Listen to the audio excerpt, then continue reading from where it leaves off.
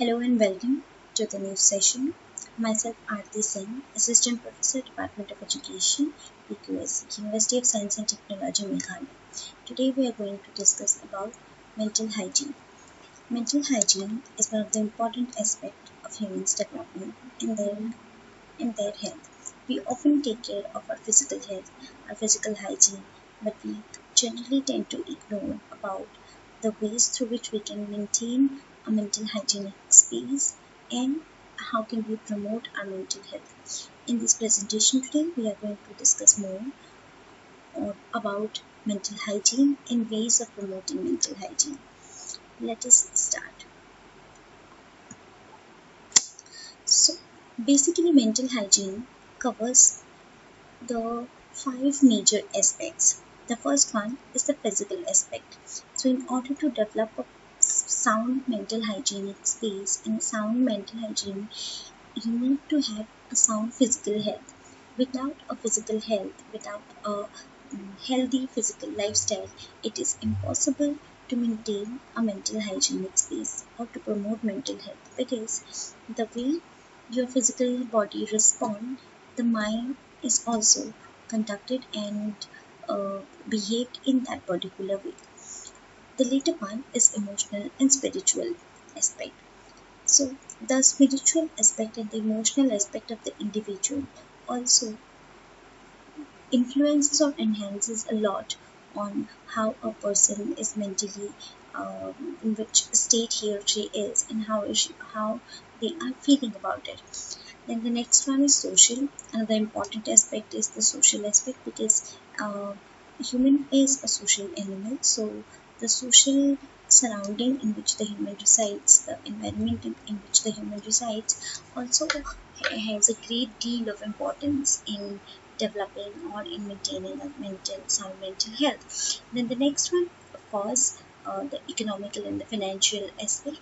Of course, the lack of finances or difficulty in maintaining the finances lays a negative effect on the individual and their mental health, and it affects how they are behaving, how they proceed, and how they react to different situations. Then, of course, one of the important one is the intellectual aspect of mental hygiene. So once the intellectual needs and capacities and demands of the individual are met, they are in a mentally healthy position, and any kind of interruptions or disruptions in the intellectual state or intellectual aspect, of course, creates a disbalance in the mental health of the individual. So let us now see what are the goals of mental hygiene. So the first goal of mental hygiene, the first aim of mental hygiene is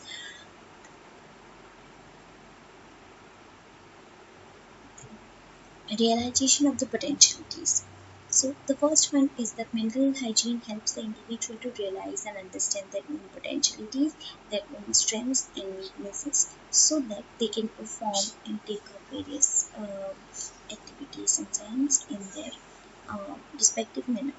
The next one is happiness. The second goal to provide means and measures to develop positive attitude towards life, and in present context of the developing social economic aspect of the country, which are fraught with a number of possible problem with a number of problems disturbing the mental balance of the individual, it aims to make individuals healthy and happy for an efficient life. And the next one is harmonious existence. Mental hygiene aims at developing a harmonious development of the physical, mental, and spiritual capacities of the individual so that they can adjust effectively in the social environments. The next one is an effective existence. So the individual has to live or maintain effective existence, and he has to meet the abilities effectively. This is a process which helps them in a better adjustment, and a better adjusted individual is, of course, can maintain a sound mental hygienic space or place. Next, we move to the functions of mental hygiene. Uh, the first function of mental hygiene is to helping the individuals and the personals to get certain training. And the training of mental health personals helps the helps understanding people's psychosocial problems, and they are trained in meeting their demands and needs, and they are trained in dealing various kinds of difficulties faced by students as a result of unsound mental health conditions. And the next one is development of preventive and curative programs. So mental hygiene also tries to develop various preventive programs which helps the individual to prevent before the occurrence of any kind of mental health and mental health issues. And curative programs at home, school, and community are the ones which helps people suffering from mental hygiene or mental health issues. Then the next one is to preserve the mental health of those who are in sound mental health and to make the general population conscious about the mental health issues. Then the next one is there are very criterias of a mentally healthy person. So who do you regard or who do you call as a mentally healthy person? So the first ability is that the person have has to have adaptability and resilient mind, has to know how to react to situations and various conditions, and how to formulate and regulate their behavior. Then the second one is they need to be socially adaptable. So the human being nowadays has to change to a lot of places, a lot of cities to do study, education, work, and other purpose. So how, as a social human being, how do you, adapt or adjust to the environment? So that is again one of the major criteria of a mentally healthy person. And the next one is being emotionally satisfied. The person has to be emotionally satisfied when it comes to regarding him or her as a mentally healthy person. They should have control over their own emotions. And then the next one is desires. Desires are harmony with social approval goals. So the mentally healthy person does not indulge in antisocial activities and always approves with the socially acceptable goals and socially acceptable behaviors and conduct themselves in that particular way. Then the next one is they need to have insight into their own conduct. So a mentally healthy person is always believes in introspection and introspects his or her behavior so that they can evaluate their own mistakes and can do a self-examination, and so that they can discern and point out the points where they need to work on and develop. Then the next one is enthusiastic and reasonable.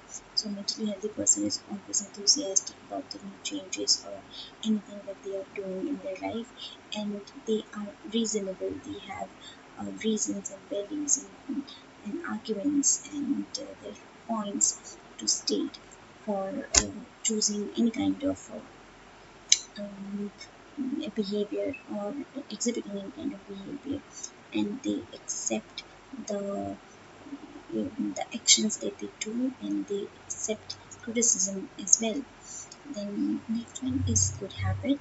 So a mentally healthy person, of course, has a lot of good habits, and he is a balanced individual. He's not someone who is annoyed by slightest change in the environments or anything. Then the next one is a philosophy of life. So a mentally healthy person has his own philosophy of life. He develops different attitude towards the values of life. Then there are various principles of mentally healthy person. So the first one is that the frankly defective, epileptic, mentally ill should not reproduce, but there are many borderline cases who, for their own shakes and shake of possible progeny, should not have children. The second principle is has to do with the physical welfare of the individual in all the stages of his development. Then the importance of a great deal of time could be spent on the spiritual sense when the home life of developing child, even though many have marked individual differences and may not own the same environment. Nevertheless, there are many points applicable to all. The fourth principle concerning the habit the children, the child learns. Here we have wherein child teach a child and inner child relationship and how the child can use them for building habits which will strengthen his personality. The fifth principle has to do with the development of fit foundation for mental structures, and the sixth mental hygiene principle is understanding and practicing a very important and desirable mental mechanism, that is sublimation. Sublimation is generally defined as refraining from include or whatever any unethical behavior and desires that are aggressive in nature or into they are not accepted in an ethical, socially valuable society. And then the eighth principle is to emphasize on the development of constructive escapes, where the escapes from the daily routine lives helps them to build their personality constructively. For example, taking a sleep, reading a book, going to the theater, going on vacations, listening radio, art, sports, etc. The ninth principle has to do with the regulation of our emotions and emotional reactions. That is the way we feel determined to a large extent, and the way we think and what we believe and how we act or how we influence the state of our physical health. The tenth and the last principle I should like to emphasize is the importance of the environment. So mentally healthy person is always aware of the importance of the environment and regard it, respect it, and try to protect it as well. So these are a brief description about the goals, the aims of mental health, and how mental health helps in maintaining or in developing mentally hygienic practices and the principles on the basis of which we follow the entire mental health and hygiene concept. So that is it for today. Thank you so much. We will come up next with some other important and essential topics. Keep learning.